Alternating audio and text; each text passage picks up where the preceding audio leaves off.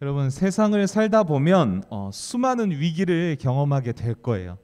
이거는 예수 믿는 사람이건 예수를 믿지 않는 사람이건 관계없이 다 똑같이 적용되는, 어떻게 보면은 인생의 기본적인 이제 옵션이라고 생각하시면 돼요. 그러다 보니까 이제 그때그때마다 우리가 인생의 각 시기마다 찾아오는 위기를 어떻게 극복하고 그 위기를 어떻게 통과하느냐, 이것이 세상 사람들에게 있어서는 인생의 성공과 실패를 결정하는 아주 중요한 지점이 될 수 있다는 거예요. 마찬가지로 예수님을 믿는 저와 여러분들 또한 그 위기가 찾아왔을 때 그 위기의 시기를 어떻게 통과했느냐에 따라서 우리의 믿음이 성장하고 하나님과 더욱더 친밀해질 수 있느냐, 아니면은 신앙에서 넘어지고 뒷걸음치고 또 하나님과 멀어지느냐, 이것이 결정될 수 있는 굉장히 중요한 지점이 언제라고요? 위기의 순간이 찾아왔을 때. 인생에서 위기의 순간이 찾아왔을 때가 바로 그러한 중요한 지점이 된다는 걸 여러분들이 기억해야 돼요. 그래서 오늘은 인생에서 위기의 순간이 찾아왔을 때 우리가 어떠한 중심을 가지고 그것을 통과해야 하는가, 그 위기의 상황에서 우리가 붙잡아야 할 신앙적인 것은 무엇인가, 이것을 좀 생각해 보도록 할 거예요. 오늘 본문의 이야기는 굉장히 우리가 길게 읽었잖아요. 지난주 말씀에 연속되는 이야기예요. 사도 바울이, 우리가 지난주에 말씀 생각해 보면 예루살렘에서 붙잡히게 되었죠. 그런데 바울을 기소한 제목이 뭐였어요? 저 사람이 율법을 범하였습니다. 그래서 종교 재판에 회부가 되잖아요. 그래서 로마의 재판장이 재판의 재판자리가 아니라 어디서 재판을 받았죠? 유대 공회에서. 여러분 아마 기억나실 거예요. 유대 공회에서 재판을 받게 되었어요. 어떻게 보면 이 유대 공회의 재판은 유대 종교 지도자들이 무엇을 목적으로 해서 재판을 건 거예요? 바울을 죽이기 위해서 건 거예요, 한마디로. 그러니까 바울을 죽이기 위해서 파놓은 함정과도 같은 그런 재판이었다는 거죠. 그러니까 바울에게 있어서는, 바울의 인생에게 있어서는 정말로 위기의 순간이 찾아왔다라고 보시면 돼요. 근데 여러분, 바울은 그 위기를 어떻게 극복해냈어요? 자신이 믿고 있는 부활신앙으로 그 위기를 극복해냈어요. 그리고 결국에는 로마 군인의 보호를 받아서 이제 한밤중에 그 위기의 장소인 예루살렘을 빠져나가서 이제 가이사랴 지방으로 떠나야만 했습니다. 이게 바로 지난주까지 이제 배운 말씀이에요. 여러분, 모르는 척 막 저 생전 처음 듣는 눈빛으로 저를 쳐다보지 마시고 지난주 말씀을 다시 한번 유튜브로서 확인해 보세요, 여러분. 그리고 이제 결국 이제 우리가 오늘 살펴볼 말씀은 이제 바울이 가이사랴 지방으로 간 그 이후에 이제 일들을, 바울이 겪은 일들을 살펴볼 거예요. 어떻게 보면 지금 바울이 자신을 죽이려고 혈안이 되어 있는 그 유대 종교 지도자들을 피해서 이 가이사랴 지방으로 온 것이 정말 다행이라고 볼 수 있겠지만, 위기가 끝난 거라고 볼 수 있겠지만, 위기는 절대로 끝나지 않았어요.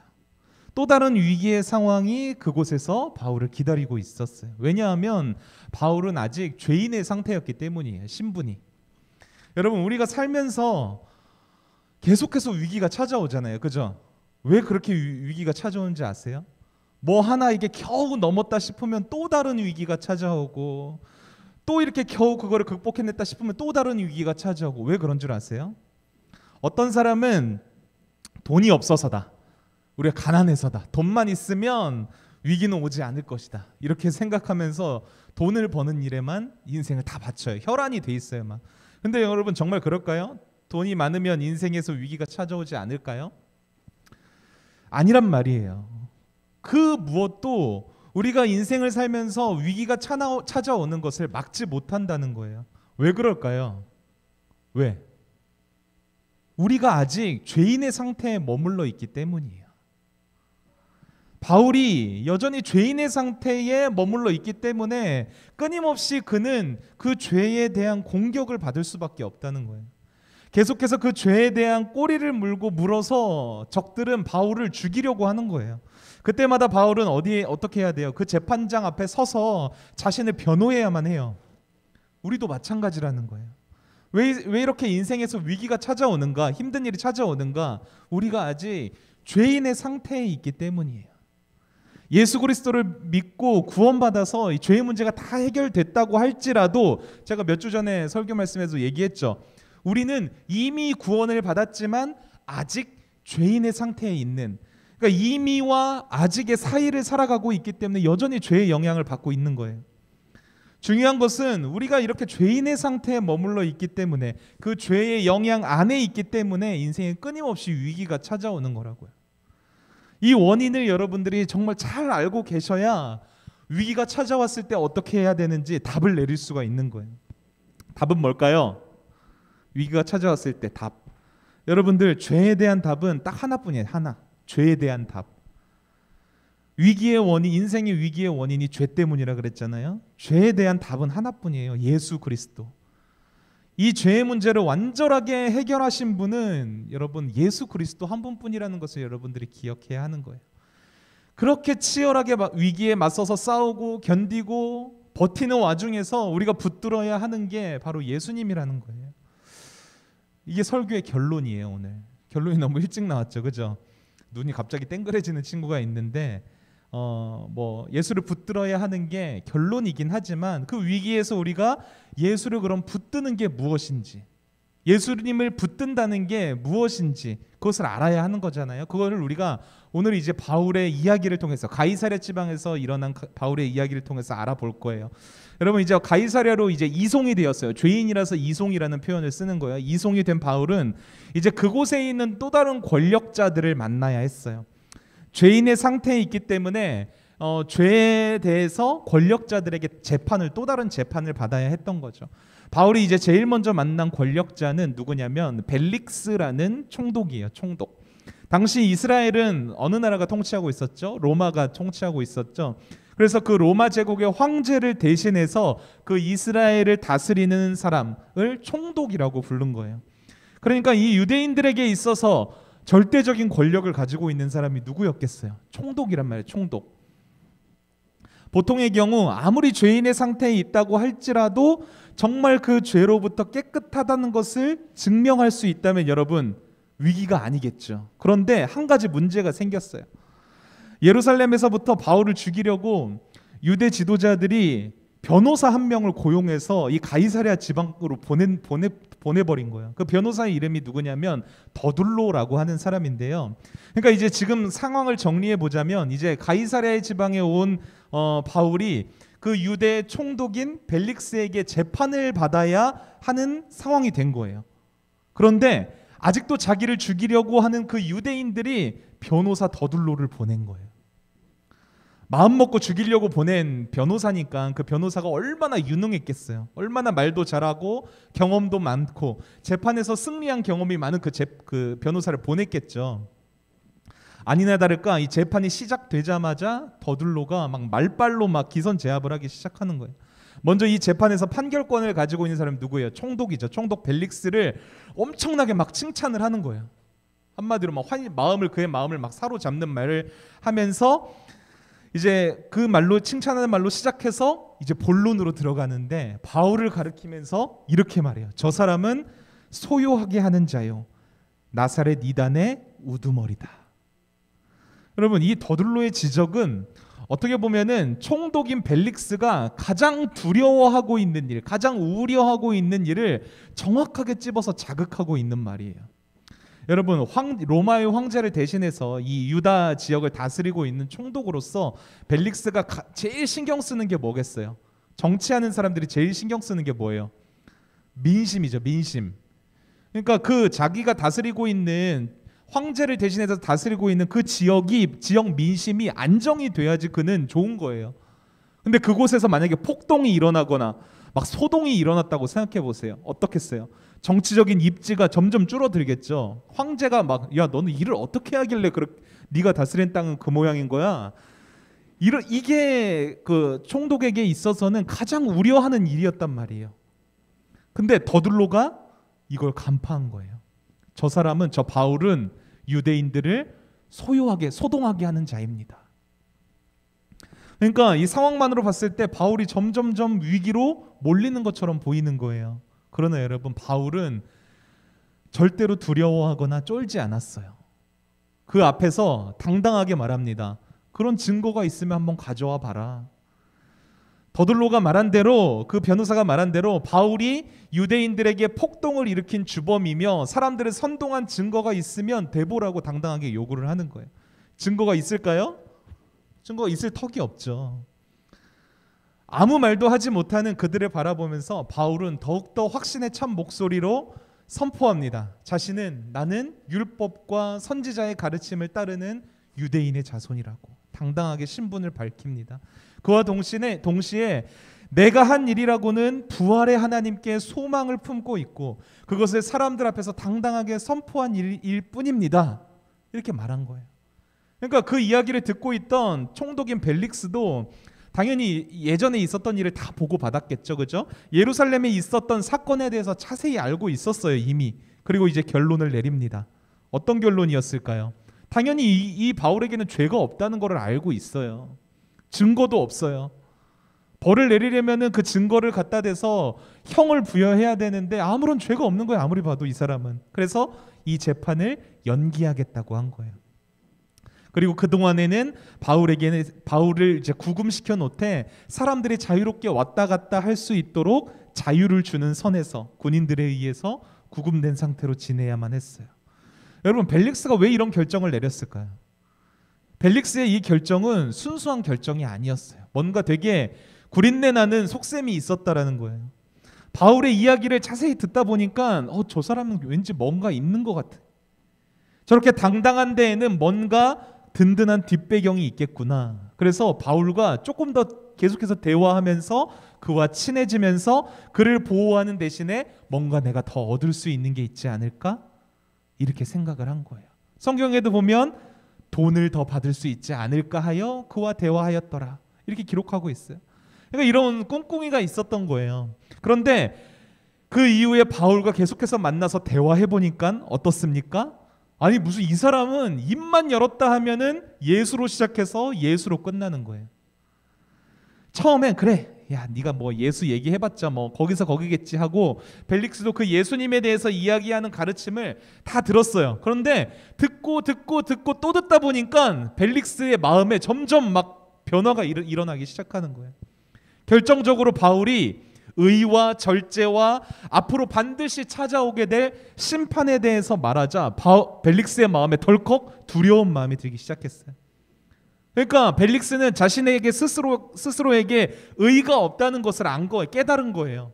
오직 예수 그리스도의 십자가만이 죄인인 우리를 의롭다 칭해줄 수 있는 유일한 길이라는 것을 깨달은 거예요. 그리고 그 예수 그리스도의 의는 절제하는 삶으로 나타나고 결국 그렇게 예수를 옷 입지 못한 절제가 없는 삶을 사는 산 사람은 어떻게 돼요? 최후의 심판대 앞에서 영원한 형벌을 받게 될 수밖에 없다. 그러니까 자신은 그 영원한 형벌을 받게 될 그 심판의 날을 딱 들으니까 두려운 마음이 딱 든 거예요. 그 진리의 말씀을 듣는 순간. 그래서 어떻게 했는 줄 알아요? 그 자리를 피합니다. 바울을 물러가게 해요. 여러분 지금 이 벨릭스 앞에서의 바울의 모습을 보세요. 어떻습니까? 죄인의 모습이에요. 처음엔 인생의 정말로 가장 큰 위기라고 여겨질 만큼 바울은 정말로 위태로워 보였어요. 유대인들이 막 마음 먹고 뽑아서 정말 유능한 변호사까지 뽑아가지고 보낸 그 더들로가 현란한 말을 막 하면서 변호하자 바울의 인생은 어떻게 보였어요? 정말 끝장이 날 것처럼 보였단 말이에요. 그런데 일이 어떻게 흘러가요? 결국엔 바울의 목숨을 손에 쥐고 있는 것처럼 보였던 총독 벨릭스마저도 바울과 대화하다가 어떻게 됐어요? 오히려 겁을 먹고 피하게 되는 상황이 되었다는 거예요. 여러분 인생의 절대 위기 앞에 있었던 바울은 이제 더 이상 위태로운 그런 상황에 있는 것이 아니라 그 세상의 권세 앞에서 오히려 그들이 두려워할 만큼 당당하게 예수 그리스도의 복음을 선포하는 사람으로 서 있는 것을 우리는 볼 수 있는 거예요. 여러분 누가 승리자 같아요? 누가 승리자 같아요? 언제든지 기회만 있으면 바울을 죽일 수 있을 거라고 생각했던 그 유대 종교 지도자들이 승리자 같나요? 아니면 현란한 말발로 막 바울을 공격하던 그 변호사 더들로가 승리한 것 같나요? 그것도 아니면 세상 권세를 한 손에 쥐고 있었던 총독 벨릭스가 승리한 것 같나요? 아니면은 최후에 웃고 있는 바울이 승리하고 있는 것 같나요? 여러분 누가 승리한 것 같아요? 여러분 오늘 이 이야기에서 말씀에서 승리자는 한 분밖에 없어요. 누구예요? 예수 그리스도예요. 이 모든 이야기의 중심에서 승리한 분은 예수 그리스도뿐이라는 거예요. 그리고 그 승리하신 예수 그리스도 편에 속해 있던 단 한 사람, 바울 또한 그 예수님의 승리하심에 함께하며 동참하며 그 승리의 삶을 지금 누리고 있는 거예요. 겉으로 보면 위기의 상황처럼 보이고 갇혀있는 상황인데 분명히 승리의 삶을 누리고 있는 사람은 예수님께 속한 바울뿐이었다라는 거예요. 여러분, 지금 바울은 비록 갇혀있는 상황이지만 바울이 불행해 보이나요? 두려워 보이고 절망스러워 보이나요? 절대로 그렇지 않습니다. 뭘 보면 알 수 있어요. 지금 바울은 이런 상황에서도, 위태로워 보이는 상황에서도 입만 열면 뭐를 꺼내요? 예수 그리스도. 입만 열면 복음. 위기의 상황에서는요, 여러분 어때요? 지푸라기라도 잡는 심정이어야 되잖아요. 어떻게든 살고 싶잖아요. 어떻게든 감옥에서 나가려고 할 거 아니에요. 바울은 그러지 않아요. 오히려 그 상황에서 그가 입만 열면 예수 그리스도. 이게 무엇을 말해줍니까? 바울의 중심에 예수 그리스도의 복음이 완전히 지배하고 있다는 것을 보여주고 있는 거예요. 뿐만 아니라 지금 바울은 그 예수 그리스도의 복음에 사로잡혀서 그 위기의 상황과 환경에 영향을 받는 것이 아니라 오히려 그 상황과 환경을 발판 삼아서 뭐를 하고 있어요? 그 복음을 전하는데 힘쓰고 있다는 거예요. 여러분, 바로 이게 위기의 상황에서도 승리할 수 있는 비결이에요. 여러분, 세상 사람들은 자신의 정체성을 어디에 둬요? 내가 무엇을 소유하고 있고 내가 무엇을 이루어냈는가, 자신의 소유와 업적의 그 정체성을 둔단 말이에요. 오늘 여러분 말씀에서 등장한 벨릭스, 총독 벨릭스 있죠? 이 사람은 원래부터 이렇게 잘 나가는 사람이 아니었어요. 원래는 그 로마 황실의 노예에서 노예 출신이었단 말이에요. 그런데 총독의 자리까지 오른 사람이에요. 얼마나 그가 인생을 치열하게 살아왔는지 여러분 짐작이 가시죠? 그런데 이런 벨릭스의 정체성은 뭐였어요? 그가 이루어 놓은 그 로마 제국의 총독이라는 신분이었어요. 그 정치적인 입지, 권력, 이게 바로 벨릭스의 정체성이었단 말이에요. 그런데 여러분, 그 벨릭스에게 그 로마 총독의 자리를 위협하는 그 위기의 상황이 찾아오면 어떻게 될까요? 무너질 수밖에 없다는 거예요. 그 정치적인 그 권력, 그 권력의 자리가 자신의 정체성인데 그게 위험해지는 상황이 오게 되면 어때요? 그는 무너질 수밖에 없는 거예요. 무슨 말이냐면, 여러분, 우리가 우리의 정체성을 어디에 두느냐에 따라서 어떠한 큰 위기가 찾아왔을 때도 흔들리지 않을 수 있다는 거예요. 우리가 이 세상에 있는 그 어떤 것에 정체성을 둔다면 어떠한 상황이 왔을 때 무너질 수밖에 없어요. 그러나 여러분, 예수 그리스도께 우리의 정체성이 있다면 어떨까요? 결코 흔들릴 일이 없다라는 거예요. 어떠한 위기가 찾아와도 그 위기의 상황과 환경에 우리는 절대로 영향을 받지 않는다라는 거예요. 여러분, 왠 줄 아세요? 로마서 8장 35절부터 39절 말씀 같이 한번 읽어봅니다. 시작. 누가 우리를 그리스도의 사랑에서 끊으리요? 환난이나 곤고나 박해나 기근이나 적신이나 위험이나 칼이랴. 기록된 바 우리가 종일 주를 위하여 죽임을 당하게 되며 도살당할 양같이 여김을 받았나이다 함과 같으니라. 그러나 이 모든 일에 우리를 사랑하시는 이로 말미암아 우리가 넉넉히 이기느니라. 내가 확신하노니 사망이나 생명이나 천사들이나 권세자들이나 현재일이나 장래일이나 능력이나 높음이나 깊음이나 다른 어떠한 피조물이라도 우리를 우리 주 그리스도 예수 안에 있는 하나님의 사랑에서 끊을 수 있다 없다? 없느니라. 여러분, 우리가 이거 예전에도 한번 읽었던 말씀이에요. 이 말씀이 우리에게 얼마나 힘이 되는지를 몰라요. 예수 그리스도 안에 있는 자는 이 세상의 그 어떤 환난이나 곤고나 그 위험 가운데서도 넉넉히 이기느니라. 승리의 기쁨을 누린다는 거예요. 여러분, 이게 어떻게 가능해요? 우리가 주 예수 그리스도 안에 있을 때에, 우리의 정체성을 그리스도께 둘 때, 내 중심에 예수 그리스도에 대한 굳건한 믿음이 있을 때, 그분이 나의 주인이시며 내 삶을 이끄시는 분이시며 내 모든 인생 가운데 지금도 나와 동행하고 있는다는 사실을 믿을 때에 이런 복과 은혜가 우리에게도 주어질 줄 믿습니다. 자, 이제 2년이라는 시간이 지나요. 벨릭스가 이제 가둬놓고 2년이라는 시간이 지났어요. 다른 사람이 이제 로마의 총독으로 다시금 이 가이사랴 지방으로 오게 됩니다. 그 사람의 이름은 베스도라는 사람이에요. 처음에 이제 이 총독의 자리에 올라서 이곳에 왔으니까 어땠겠어요? 제일 먼저 뭘 했겠어요? 유대인들과 친해져야 되잖아요, 그죠? 그 지역을 잘 다스리려면 그곳에 살고 있는 지도자들과 친해져야만 해요. 좋은 관계를 맺어서 이제 정치적 안정을 꾀해야 됐었단 말이에요. 당연히 이런 상황을 눈치챈 종교 지도자들은 이제 새로운 지도자가 왔으니까 어떻게 했겠어요? 야, 드디어 이번에 기회가 왔다. 이번에야말로 바울을 죽일 수 있는 기회가 온 거야. 그래서 다시금 이제 그 사람에게 바울을 고발하게 됩니다. 재판을 요청하게 돼요. 바울은 또다시 위기가 찾아오게 돼요. 그 목숨을 담보로써 재판을 치러야만 했어요. 이번에 바울의 목숨을 판결한 사람은 누구예요? 새로운 총독 베스도였어요. 재판이 여러분 어떻게 흘러갔을까요? 2년 전에 벨릭스 총독 때 있었던 때와 뭔가 좀 다른 게 있었을까요? 전혀요. 재판은 그때랑 똑같이 흘러갔어요. 유대 종교 지도자들은 아무런 증거를 댈 수가 없는 거예요. 그 상태로 바울을 고발했으니까 결정적으로 바울을 처벌을 할 수가 없는 거예요. 여러분 그 사실을 총독 베스도도 당연히 눈치를 챘겠죠. 바보가 아닌 이상. 이제 이 베스도는 어떤 결정을 내려야만 했어요. 법대로 판결을 내린다면 바울은 무죄로 석방을 해야 되는 상황이 된 거고, 그렇게 되면 어떻게 돼요? 이제 유대 지도자들이랑 사이가 나빠질 수밖에 없는 거예요. 그래서 이제 베스도는 이제 머리를 막 굴리기 시작합니다. 이 판결에 대한 책임을 내가 지는 게 아니라 누군가 다른 사람에게 넘길 수 있는 방법이 없을까? 이 유대인들의 비위를 좀 잘 이렇게 맞출 수 있는 방법이 없을까 해서 생각해낸 게 뭐냐면 이 바울을 다시 예루살렘으로 보내는 거예요. 내가 재판을 내리는 게 아니라 예루살렘으로 보내서 다시금 종교 재판을 유대인들에 의해서 받게 하는 거예요. 그래서 그렇게 된다면 어떻게 돼? 이제 자신은 아무런 법적 책임을 지지 않아도 되는 상황이 되는 거죠. 유대인들도 이번 참에 베스도에게 뭔가 빚을 또 지게 되는 거잖아요. 그렇게 된다면.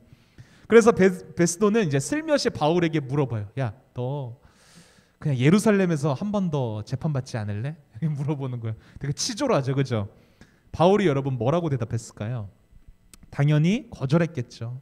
오히려 바울은 지금 이 상황에서 한 가지 약속의 말씀이 탁 떠올랐어요. 여러분 우리가 지난주 말씀에서 바울이 옥에 갇혀 있는 상황에서 한밤중에 바울을 찾아오신 분이 있어요. 누군지 기억나요?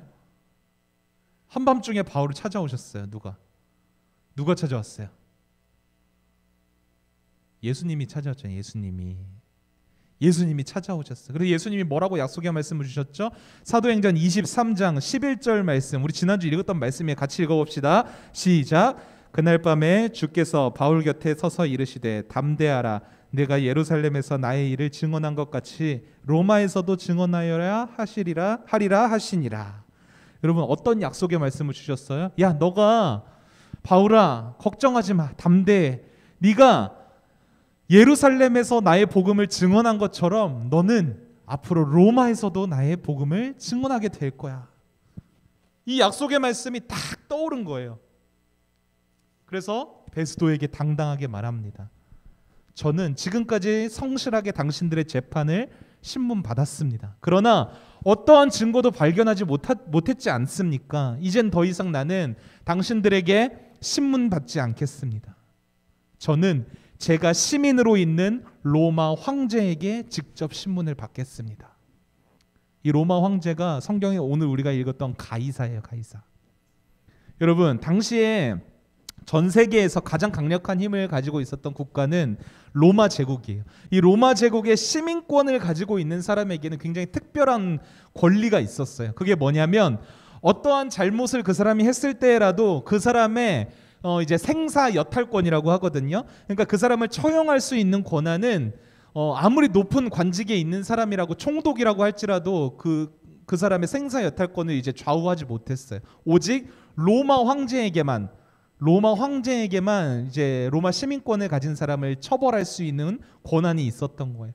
그래서 이 로마 시민권을 가지고 있는 사람은 황제에게 직접 신문을 받을 수 있는 그런 특권이 있었어요. 그러니까 이것은 아무리 높은 자리에 있는 사람이라고 할지라도 건들 수 없는 그런 로마 시민들만의 특권인 거예요. 그러니까 지금 바울은 자신이 가지고 있는 그 로마 시민권에 대한 권리를 행사하겠다고 공식적으로 재판 자리에서 선언을 한 거죠.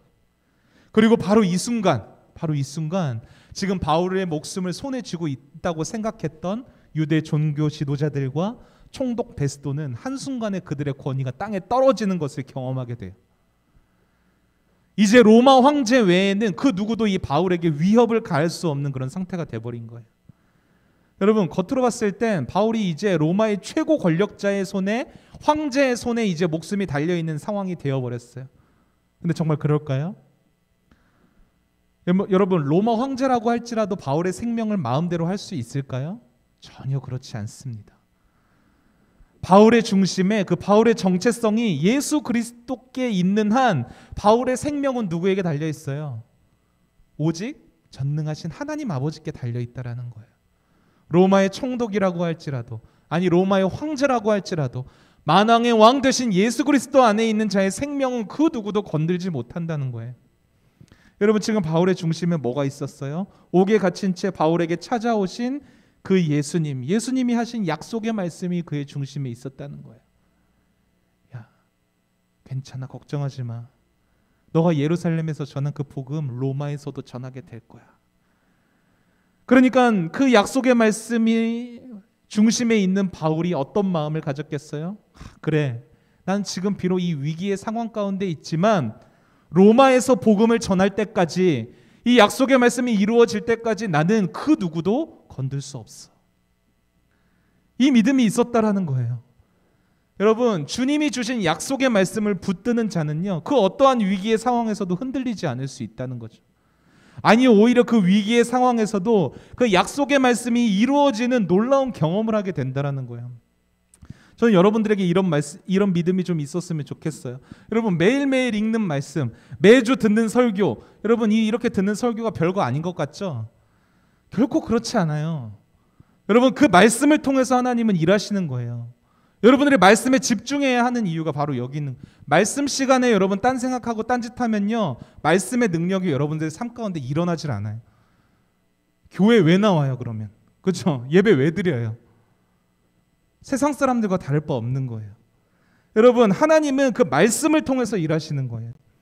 어떠한 위기에서도 여러분들이 그 말씀을 이룰 수 있도록, 그러기 위해서는 우리가 이렇게 듣는 설교 말씀을 그냥 한 귀로 듣고 한 귀로 흘려서는 안 된다라는 거예요.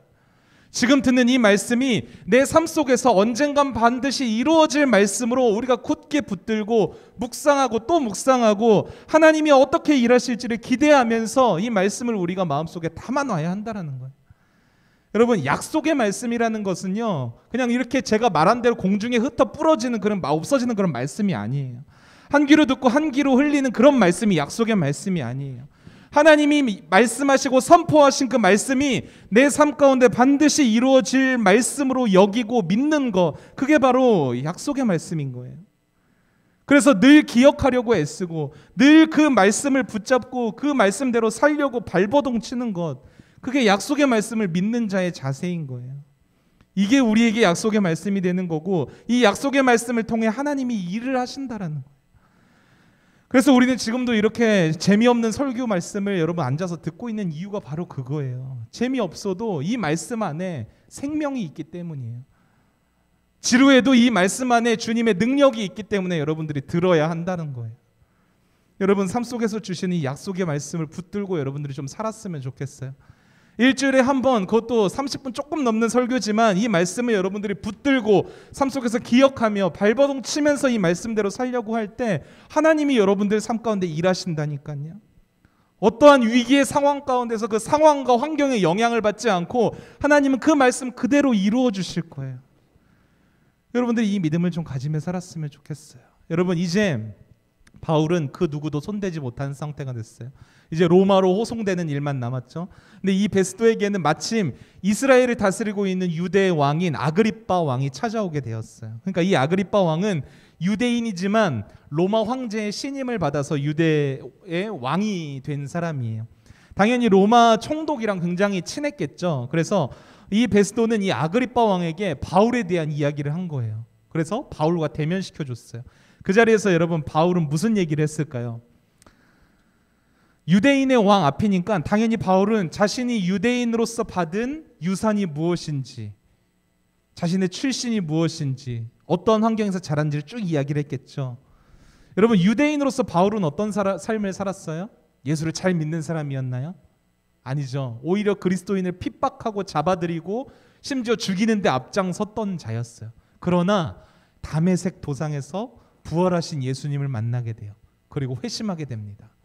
그때부터 지금까지 바울은 부활의 소망을 가지고 살고 있다라는 것을 이 아그리빠 왕에게 자세하게 설명을 해줬어요. 그러니까 한마디로 복음의 간증을 한 거예요. 간증. 내가 이렇게 살아왔습니다. 그 이야기를 옆에서 듣고 있던 베스도가 어이가 없는 거예요. 막 그래서 소리쳤어요. 야 바울아, 너 진짜 미친 거 아니야? 너한테 있는 많은 학문이 너를 드디어 이제 미치게 만들었구나. 그러자 바울은 나 안 미쳤는데? 하면서 이번에는 그 아그리빠 왕에게 시선을 두고 예수님이 이 땅에 오셔서 이루신 모든 일들에 대해서 세세하게 말하기 시작합니다. 그리고 이제 마지막에 묻는 거예요. 복음을 다 전한 다음에 마지막에 물어요. 왕이시여, 당신은 선지자를 믿으십니까? 이게 뭐예요? 당신 이 예수 그리스도를 왕으로 모시겠습니까? 주님을 믿겠습니까? 이 말이에요. 그 바울의 이야기를 듣던 아그리빠 왕은 대답을 했을까요? 못했어요. 그 대답을 회피합니다. 여러분, 이 바울이 한 질문의 핵심은 당신이 진정한 유대인이라면 예수를 믿고 하나님의 백성으로 살아야 합니다. 이 뜻이에요. 그 뜻을 알아챈 거예요, 아그리빠 왕이. 여러분, 바울은 위기가 거듭되는 상황 속에서도 그 세상 권력자들 앞에서도 늘 한결같았어요. 그의 입술에서는 늘 예수 그리스도의 복음이 흘러나왔고 복음의 진리 앞에서 세상 권세는 어땠어요? 늘 세상 권세가 고개 숙이고 도망치고 회피하기에 급급한 모습을 우리는 말씀에서 살펴볼 수 있었어요. 여러분, 이 말씀들이 결국에 말하고자 하는 것이 무엇일까요? 이 세상을 다스리고 통치하는 왕은 세상 권력자가 아니다. 이 세상의 왕이 아니다. 이 세상을 다스리고 통치하고 주관하시는 왕은, 참된 왕은 예수 그리스도이시다. 이것을 말하고자 함이에요. 어떠한 위기의 상황에서도 참된 왕이신 예수 그리스도 앞에서는 어떠한 위협도 줄 수 없다라는 것을 여러분들이 기억하세요. 그리고 담대해지세요. 여러분들이 믿고 있는 예수님이 참된 왕이시라는 것을 기억하면서 담대해지셔야 돼요. 나를 다스리시는 분은 참되고 영원하시며 이미 승리하신 예수님이야.